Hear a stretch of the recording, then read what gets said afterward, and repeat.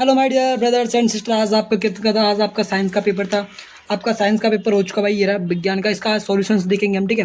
आपके कितने एमसीक्यू सही थे, कितने गलत थे, आइएगा चेक करते हैं, ठीक है my dear brothers and sisters. देखो, सबसे पहले हमारा क्वेश्चन नंबर वन क्या दिया हुआ है।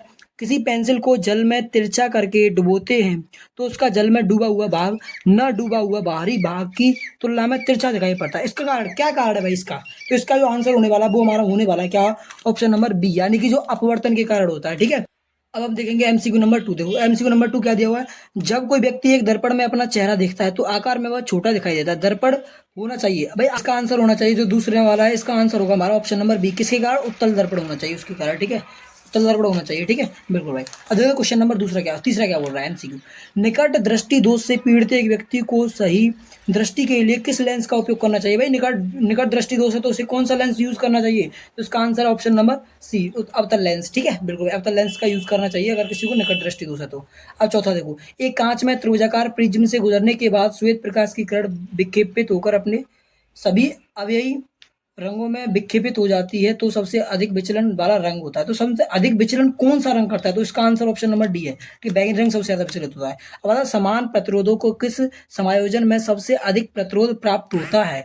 तो इसमें आपके जो आंसर होने वाला है वो किसको, श्रेणी क्रम का समायोजन, ठीक है, श्रेणी क्रम का समायोजन, ठीक है, बिल्कुल भाई। इसका आंसर होगा ऑप्शन नंबर सी। अब देखते हैं छमा। छमा क्या बोल रहा है हमारा, छमा एमसीक्यू बोल रहा है कि किसी विद्युत धारावाही चालक में बहने वाली विद्युत धारा ज्ञात करने के लिए किस किस यंत्र की आवश्यकता होती है। कौन सा यंत्र की आवश्यकता होती है भाई। इसका आंसर भाई देखो सी बहुत ज्यादा आंसर है। इस जो पेपर है ना इसमें सी बहुत ज्यादा आंसर आया है। देखो ये भी सी है, मीटर की आवश्यकता होती है। देखो इसमें भी किसी धारावाही चालक के कारण उत्पन्न होने वाली चुंबकीय क्षेत्र की दिशा ज्ञात करने के लिए नियम होता है। कौन सा नियम होता है भाई। इसका जो आंसर होने वाला है सेवन का सी, दाहिने हाथ का अंगुष्ठ का नियम, ठीक है।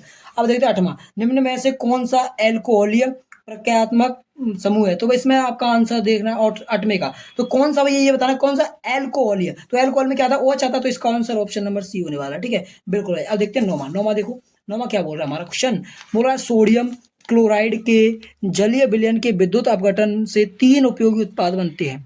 सही समूह कौन सा होगा। अरे भाई सोडियम क्लोराइड, भाई देखो सोडियम, भाई देखो क्या बोल रहा है, सोडियम क्लोराइड के जलीय विलयन में विद्युत अपघटन से तीन उपयोगी उत्पाद बनते हैं। अच्छा कौन कौन से उपयोगी उत्पाद बनते हैं ये बताना मैं। तो इसका आंसर होगा NaOH H2 और Cl2, ठीक है, बिल्कुल। अब देखो दसवां, निम्नलिखित में से कौन सी धातु ठंडे पानी के साथ उग्रता से अभिक्रिया करके क्षार और हाइड्रोजन गैस बनाती है। कौन सी भाई धातु है, जल्दी जल्दी बताओ।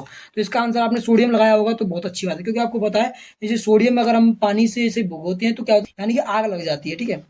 कार्बन की अपने ही साथ लंबी श्रृंखला बनाने के लिए क्या कहते हैं, उसे क्या बोलते हैं भैया, उसको इसको बोलते हैं भैया ऑप्शन नंबर डी, क्या क्रियात्मकता, ठीक है, बिल्कुल। अब देखो निम्नलिखित में से कौन सा एरोमेटिक हाइड्रोकार्बन है, कौन सा भैया। तो इसका जो आंसर होने वाला है वो होने वाला है हमारा ऑप्शन नंबर डी, ठीक है, बेंजीन है। अब चलो नेक्स्ट के लिए मूव करते हैं। तुम्हारा क्या बोला 13वां क्वेश्चन क्या बोला, देखो निम्न समीकरण किस प्रकार की अभिक्रिया को दर्शाते, कौन सी अभिक्रिया भाई इसमें, कौन से में 13वें में, 13वें अभिक्रिया हमारी कौन सी, संयोजन अभिक्रिया। क्योंकि भैया आपको पता है इसमें CaO था और H2O था। इसमें क्या हो गया, ये दोनों यानी आपको पता है दो अभिकारक मिलकर एक उत्पाद उत्पन्न कर दो तो क्या होता है, संयोजन होता है भाई, बिल्कुल भाई। तुम्हारा आप देखो, और उष्मा खेपी हो रही है भाई इसमें, ठीक है, क्योंकि भैया आपको पता है इसमें उष्मा खेपी हो रही है, बिल्कुल भाई, बिल्कुल सिंपल सा फंडा है। चलो भाई अब देखो 14वां क्वेश्चन क्या है, निम्न में से कौन सी अभिक्रिया प्रकाश संश्लेषण से संबंधित है। कौन सी अभिक्रिया इसमें प्रकाश संश्लेषण से संबंधित है। तो इसका आंसर होने वाला option number B is the right answer, ठीक है, बिल्कुल। अब देखो 15वां क्वेश्चन का आंसर, 15वां क्या बोल रहा है हमारा, बोल रहा है निम्न में से कौन सा मानव हृदय का भाग नहीं है। कौन सी चीज है जो मानव हृदय में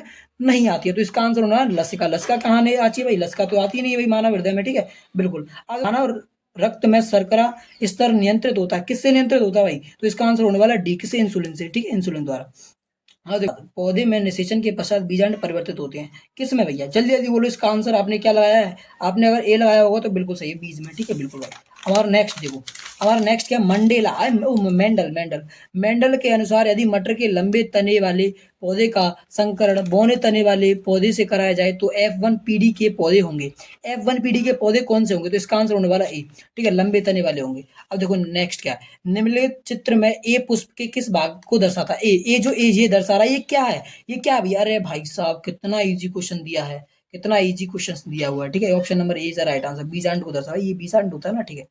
अब आगे देखो, आगे देखो, आगे क्या बोल रहा है हमारा कुछ 20 में क्या बोल रहा है, परितंत्र में द्वितीय पोषी स्तर का निर्माण करते हैं।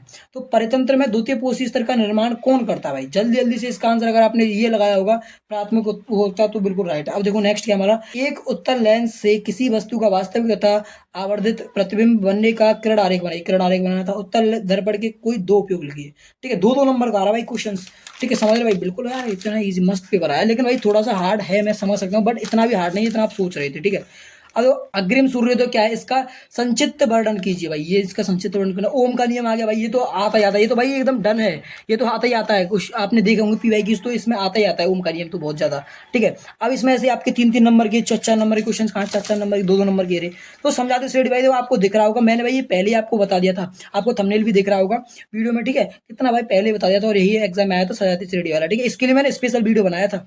अब देखो कार्बन में सहसंयोजी आबंध को समझाइए भाई। भाई कितना मस्त पेपर था भाई। ठीक है, लेकिन कोई दिक्कत नहीं भाई, जितना आपसे हुआ बहुत अच्छी बात है, नहीं हुआ तो भाई आपको नाराज नहीं होना, निराश नहीं होना भाई। देखो, मानव मादा जनन तंत्र का उपयुक्त चित्र सहित वर्णन करना था भाई। बिल्कुल हो गया पेपर भाई। बताओ किसी को दिक्कत है क्या? कोई दिक्कत हो तो कमेंट में जरूर बताना, और आपने कितना, आपके एमसीक्यू सही है ये भी कमेंट में जरूर बताना। तब तक के लिए बाय बाय माय डियर।